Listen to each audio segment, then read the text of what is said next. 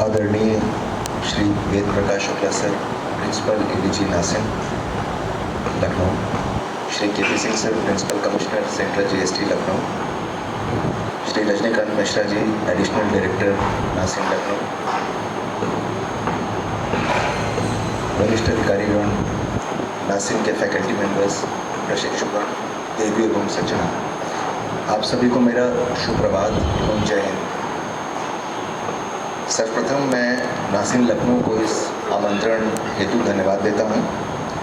आप सभी प्रशिक्षणार्थी के इस वैलिडिटी समारोह में सम्मिलित होना मेरे लिए अत्यंत सम्मान एवं गौरव का विषय है।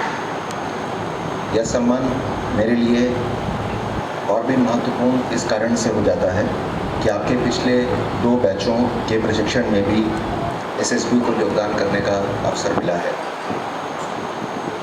कस्टम्स और एसएसबी दोनों सीमाओं के प्रहरी हैं, एक सैन्य प्रहरी है, एक आर्थिक प्रहरी है। तो हम लोग ऑपरेशंस के साथ साथ करते ही हैं। पिछले कुछ समय से हम लोग आपके प्रशिक्षण के भी साथी हैं। बहुत ही सूक्ष्म तरीके से सिद्दीकी साहब ने आप लोगों की ट्रेनिंग का ओवरव्यू दिया है। एक एक मॉड्यूल किस किस प्रकार से आप लोगों के साथ आप लोगों ने उसमें सहभागिता की है, वो उन्होंने यहाँ पर प्रस्तुत किया है। मैं 2 प्रकार की बातें आपसे लघु रूप में करूँगा। एक, मैं आपसे बोलना चाहूँगा कि वर्तमान वैश्विक परिदृश्य जो है वो थोड़ा कॉम्प्लिकेटेड है और थोड़ा फ्लूइड हो गया है। कुछ दशकों से पूरे विश्व में एक प्रकार की लिबरल व्यवस्था विद्यमान थी, वो कुछ वर्षों से फिर से युद्धों के कारण जटिल हो गई है और ऐसा लग रहा है कि शीत युद्ध के हालात फिर से बन जाएंगे। तो जो अंतर्राष्ट्रीय सीमाओं का जो महत्व है उसमें आर्थिक पहलू अब बहुत महत्वपूर्ण हो गया है। ये जो विश्व अलग अलग कैंपों में धीरे धीरे बंटने जा रहा है, फिर से या बढ़ रहा है, उसके कारण ट्रेड रिस्ट्रिक्शंस और रेगुलेशंस बढ़ जाएंगे। अगर आप लोग अपने कस्टम्स के रूप में रहेंगे बॉर्डर पर, तो वहाँ पर बॉर्डर सिक्योरिटी जो करनी है, आर्थिक सिक्योरिटी और सामरिक सिक्योरिटी दोनों, थोड़ी रिस्ट्रिक्टिव होती है, थोड़ी कंजर्वेटिव होती है।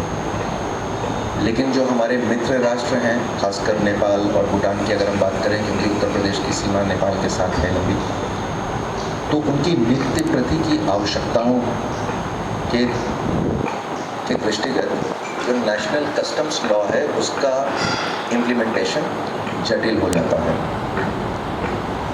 आज दोनों देशों के बीच मित्र संधि है, दोनों मित्र राष्ट्र हैं, तो किसी भी प्रकार के इंट्रूसिव ऑपरेशंस के कूटनीतिक एवं राजनीतिक दोनों दुष्प्रभाव हो सकते हैं।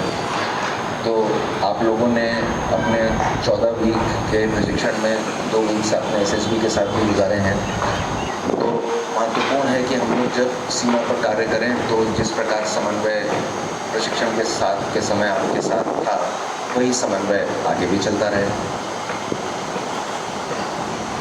एक बड़ी चीज़ आप लोगों के साथ में एक बड़ा एडवांटेज है कि आप में से अधिकांश, मुझे बताया गया, साइंस के विद्यार्थी हैं और बहुत सारे आप में से इंजीनियर्स हैं। तो अब टेक्नोलॉजी बहुत प्रमुख रूप से समाज के हर क्षेत्र को गवर्न कर रही है। मैं स्वयं एक आर्ट्स का विद्यार्थी हूँ, लेकिन ऐसा नहीं है कि कोई आर्ट्स का है तो उसको टेक्नोलॉजी से दूर रहने का उसके पास विकल्प है। ऐसा विकल्प किसी के पास नहीं है। एक उदाहरण दूँ आपको अपराधों का। पहले डकैतियाँ बहुत होती थी, पहले लूटपाटें बहुत होती थी, अपहरण काफ़ी होते थे फिरौती के लिए। आज पुलिस के रिकॉर्ड्स में लगभग भारत में ये चीज़ें होना समाप्त हो गई या बहुत कम हो गई। उसकी जगह लोग OTP मांगते हैं फ़ोन पर। परसों ही मुझको एक व्यक्ति कह रहा था कि आपने पार्सल ताइवान भेजा था, उसमें ड्रग्स हैं और आप संपर्क कर लीजिए फेडेक्स से, आपका पार्सल नहीं पहुंचा है। तो इतना भी अब नहीं होता कि ट्रू कॉलर पे देख लें कि जिसको फ़ोन कर रहे हैं उसको कुछ जानकारी होगी, ऐसा नहीं है। मैंने अपने पिताजी और माँ के बैंक अकाउंट्स को बिल्कुल भी लिंक नहीं कर रखा है किसी फ़ोन नंबर से, क्योंकि उनको टेक्नोलॉजी का ज्ञान नहीं है। तो उसके कारण वो कई मामलों में समस्याग्रस्त भी रहते हैं। वो ओला नहीं बुला सकते और वो उबर नहीं बुला सकते। तो बहुत महत्वपूर्ण है, चाहे आप साइंस के विद्यार्थी हों या साइंस के ना हों, टेक्नोलॉजी पर नियंत्रण हमारे लिए बहुत महत्वपूर्ण है। टेक्नोलॉजी को अपना गुलाम बना के रखना है, उसको अपना मालिक नहीं। तो आप लोग जब एग्ज़ाम देकर आएँ SSC का, तो आप अपने बौद्धिक शिखर पे हैं। आप सभी लोग अपने बौद्धिक शिखर पे हैं। जितनी पढ़ाई आपने करी है प्रतियोगिता में पास होने के लिए, वो बहुत ज़बरदस्त है। लेकिन धीरे धीरे रोज़मर्रा के कार्य में, ट्रांसफ़र्स के दौरान, पोस्टिंग्स के दौरान जब समय बीतता है, तो कई बार हम लोगों की धार गुम पड़ जाती है। तो ये बहुत महत्वपूर्ण है कि आप लोग रिफ्रेशर कोर्सेज करते रहिए। आज ट्रेनिंग को समाप्त मत समझिए। A man learns till his last day in life. आप लोग इंटरनेट पर बहुत सारे कोर्सेज अवेलेबल हैं, कोर्सेरा, एडेक्स करके बहुत सारी पोर्टल्स हैं जो आपको टॉप विश्वविद्यालयों के, हार्वर्ड, येल, ऑक्सफोर्ड, सबकी सर्टिफिकेट्स प्रोवाइड करेंगे वो कोर्स करके। भारत सरकार का iGOT प्लेटफॉर्म है, जो उसी प्रकार आपको बहुत सारे कोर्सेज लगातार देता रहता है। और जब भी मौका मिले नासिम में आने का या किसी भी और अकादमी में जाने का, उस मौके को ना गवाइए। टेक्नोलॉजी को बिल्कुल यूज़ करते रहिए। अब मैं आपको एक दूसरे किस्म की बात बोलूँगा, जो सेकंड बात मुझे कहनी थी। अक्सर ऐसा होगा जब आप आगे कार्य करेंगे, तो हो सकता है कि आपको लॉ का कोई एक पहलू उस समय याद ना आ रहा हो, GST लॉ का या कस्टम्स लॉ का, या आपको छोटा सा कोई पहलू याद ना आ रहा हो। या आप लोग और भी चीज़ें पकड़ सकते हैं। आप NDPS की चीज़ें भी पकड़ सकते हैं, NDPS एक्ट के तहत फॉरेस्ट की चीज़ें भी पकड़ सकते हैं, कई सारी चीज़ें कर सकते हैं। अगर उसका लॉ याद ना आ रहा हो, परेशान मत होइएगा। एक चीज़ याद रखिए, आप में से हाथ उठाएं, कितने इंजीनियरिंग के ग्रेजुएट्स हैं? हाथ उठाइएगा जी। कितने लोग आर्ट्स के हैं? जी। तो अगर सरकार को ये कहना होता कि हम इंस्पेक्टर के पद पे केवल इंजीनियर्स लेंगे, तो आर्ट्स के ये नियम बना होता कि इंजीनियर्स भी आ सकते हैं। आवश्यकता होती है अगर उनको केवल कि हमको आर्ट्स वाले व्यक्ति ही अच्छा काम कर पाएंगे, तो वो आर्ट्स वालों को लेते हैं। आप समझ रहे हैं बात को? आपने जो भी डिग्री हासिल की है, उसका सरकार को बहुत ज़्यादा लेना देना नहीं है। सरकार को केवल 2 चीज़ें चाहिए, मात्र 2 चीज़ें, और किसी भी विभाग के लिए ये लागू है। उसको नेक नियत वाला व्यक्ति चाहिए, जिसकी नियत साफ हो, और उसको परिश्रम करने वाला व्यक्ति चाहिए। मात्र ये 2 चीज़ें काफ़ी हैं। अगर आपको पूरी जानकारी नहीं है, उससे कोई फर्क नहीं पड़ता है। अगर नियत साफ है, तो आपको कोई ना कोई जानकारी दे देगा, कोई बता देगा, आपको जीवन में कोई समस्या नहीं आएगी। नियत और मेहनत, मात्र इन 2 चीज़ों की आवश्यकता है। उसके बाद आपके पास कोई अन्य चीज़ हो, तो वो सोने पे सुहागा है, वो उससे भी बढ़िया है। लेकिन इतनी 2 चीज़ें काफ़ी हैं। जो कि बड़ा भौतिकतावाद का युग है। 91 के बाद जब से उदारीकरण आया, तो जो नेशनल इनकम है, पर कैपिटा नेशनल इनकम बढ़ने लगी है, लोगों के पास परचेजिंग पावर अधिक आ गई है।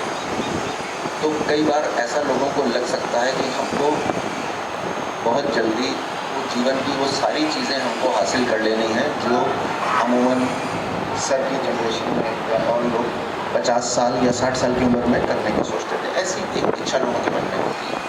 मैं आपसे केवल एक प्रश्न पूछता हूँ, आप में से कितने अपने बाबा या परबाबा के बनाए मकान में आज रहते हैं? हाथ उठाइए। बाबा के मकान में कितने लोग रहते हैं? हाथ उठाएं। और परबाबा के बनाए मकान में कितने लोग रहते हैं? ठीक, तो आपको क्लियर हो गया कि जो लोग कहते हैं कि ये मैंने 7 पुश्तों के लिए कर लिया है, उसकी क्या वैल्यू है। और आज के बाद अभी तक तो आप का कुछ लोग ग्रामीण परिवेश के ही रहे होंगे, जो कि गांव में रहे होंगे। अब आपकी गांव में पोस्टिंग बहुत लिमिटेड होगी। आपका पुत्र और आपकी पुत्री आपके साथ रह पाए जहां पर आपका घर है, बहुत मुश्किल है। और उसके बाद वाली पीढ़ी तो कदापि नहीं रहेगी। एक मैंने ये उदाहरण लिया, मैं दूसरा और तीसरा और चौथा कुछ दूंगा और फिर उससे अपना निष्कर्ष निकालूंगा। आप में से इतिहास के विद्यार्थी कितने हैं? अच्छा, एक है। लेकिन आप लोगों ने जनरल स्टडीज़ में सबने थोड़ा थोड़ा इतिहास पढ़ा है। भारत के आखिरी बादशाह कौन थे? मुगल बादशाह बहादुर शाह जफर। 1857 में उनको पदस्थ किया गया। अगर 25 साल की एक पीढ़ी होती है तो कितनी पीढ़ियां बीती हैं तब से आज तक? 6 पीढ़ियां बीत चुकी हैं और 7वीं पीढ़ी चल रही है, यानी 7 पुश्तें बस बीती हैं। जो मुगल बादशाह था, जो शब्द मुगल अब एक इंग्लिश भाषा का शब्द बन चुका है। Steve jobs is an IT Mughal, Bill Gates is an IT Mughal. आप समझ रहे हैं ना, मुगल शब्द। जैसे कि फोटो कॉपी कराना नहीं कहते, लोग कहते हैं कि जीरोक्स करा लो। एक कंपनी का नाम एक भाषा का शब्द बन गया है। फोटो कॉपी कराना जीरोक्स हो गया है। लोहे की अलमारी गोदरेज हो गई। उसी प्रकार मुगल शब्द किसी भी चीज़ को विस्तृत, विराट दिखाने के लिए मुगल का प्रयोग होता है कि वो मुगल है, IT मुगल है। उस मुगल बादशाह का आज कौन वंशज देखा है? किसी ने कहता मुझ पे ताव दे रहा है कि मैं मुगल का लड़का हूँ। कोई देखा है आपने आज? कोई दिखाई पड़ता है? जिसका एड्रेस था लाल किला। कहाँ रहते हो? लाल किले में रहते हो। तो तुम्हारे मामा का घर कहाँ है? मेरे मामा का घर आगरा का किला है। समझ रहे हैं? जिसका एड्रेस वो हो, आज 7 पुश्तों बाद कोई व्यक्ति नहीं है कि जो कह पाए कि हम मुगल थे। आप मेरी बात, अगर आप लोग लखनऊ के रहने वाले हों, कुछ लोग आप में से या आसपास के, तो जब आप बड़े इमाम बाड़े के पास जाएंगे तो 1857 में जो अंतिम नवाब थे वाजिद अली शाह, उनके वंशज वहाँ पर मिलते हैं, जिनको छोटी सी पेंशन मिलती है, बहुत नन्ही सी, हुसैनाबाद ट्रस्ट से कुछ 50-100 रुपये करीब उनकी पेंशन है, क्योंकि वो प्रूफ कर पाते हैं कि हम नवाब साहब के ख़ानदान से थे। मेरा कहना ये है कि मैंने 2 एग्जाम्पल दिया आपको, तीसरा उदाहरण आपको और देता हूँ। आपने वो फिल्म शायद देखी होगी या फिर आपका जन्म उसके बाद हुआ होगा, जो जीता वही सिकंदर। और एक बड़ी पुरानी फिल्म है अमिताभ बच्चन की, मुकद्दर का सिकंदर। तो कहा ही जाता है कि सिकंदर जिसने पूरा जहां जीता था, अलेक्जेंडर द ग्रेट कहते थे। इतिहासकारों को ये नहीं मालूम कि सिकंदर की कब्र कहाँ है। तो छोड़ दीजिए कोई कहे कि हम सिकंदर के वंशज, उनकी कब्र कहाँ है नहीं मालूम। तो मैं ये बोलना चाहता हूँ, इस पूरी बात का निष्कर्ष ये है कि हम लोगों को नेक नियति और परिश्रम से काम करना है। बाकी हम इसके अतिरिक्त कुछ भी उत्कोच या किसी भी और तरीके का धन अर्जन कर लें जो कि हमारे नियम से परे है, उसकी बहुत सार्थकता नहीं है, उसका कोई बहुत स्थायित्व भी नहीं है, उसमें कोई परमानेंस नहीं है। तो उस चीज़ में आप लोग बिल्कुल नहीं पड़ेंगे, मुझे पूरा विश्वास है। और मैं ये कहता हूँ कि यदि नीयत अच्छी रहेगी और परिश्रम करेंगे तो जानकारी नहीं भी हो, कभी गलती भी हो जाए आपसे, तो हर कोई क्षमा करने को तैयार हमेशा रहता है, हमेशा क्षमा करने को तैयार रहता है।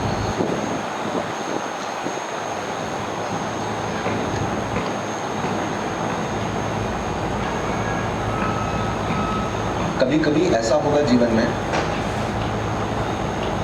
कि कोई समस्या हो सकती है, सभी को हो सकती है। कभी तबीयत खराब हो सकती है, कभी बच्चों की तबीयत या और कोई समस्या उनको आ सकती है, कभी पारिवारिक आर्थिक संकट आ सकता है, सभी के साथ हो सकता है, होता भी है। हो सकता है उस समय दुखी हो जाए, बहुत स्वाभाविक है कि ऐसी समस्या किसी के साथ भी हो सकती है, किसी के साथ भी हो सकती है। तो लोग सोचते हैं कि हमसे अबाधा तो कोई है ही नहीं। कुछ लोग अपने जीवन तक को अंत करने के बारे में बातें सोचने लगते हैं। ये मत सोचिए कि ऐसा होता नहीं होता है, बड़े बड़े अधिकारियों के साथ भी हो जाता है, लोग सोचते हैं। क्योंकि हम सब लोग मनुष्य मनुष्य सारी कमियां और सारी खूबियां हम सब में विद्यमान हैं। जब भी कभी ऐसा हो तो ये याद जरूर करिएगा, आज आप सब खुश हैं? कितने खुश हैं? हाँ तो उठाइए तो मालूम पड़े। बहुत खुश हैं?